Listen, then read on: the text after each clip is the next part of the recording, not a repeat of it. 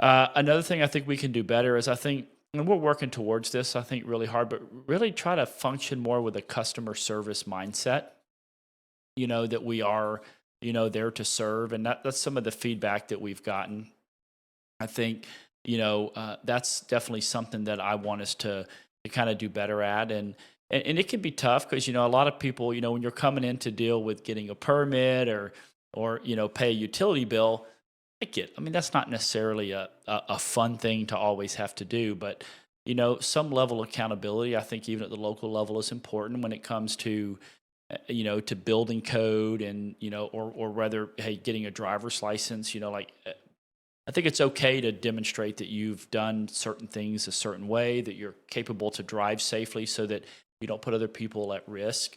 But I understand that there's a lot of frustration around that. And we're transitioning right now to bring some of those building services back in house so that myself as the city manager and whoever the future city manager might be one day and the development services director, we have a little bit more control over that process because he and I both agree that there is some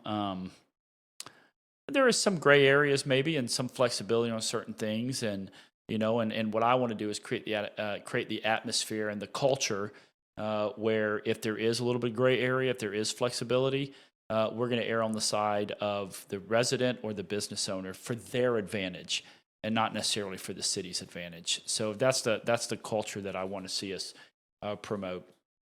I think we can do a better job of kind of getting ahead of some of our infrastructure challenges. The utility budget is around $33.5 million. That our city utilities engineer and the public works director manage. And about 16 and a half of that is for maintenance and projects. I think that's over and above any of these state funded projects or state loans or federal projects or loans.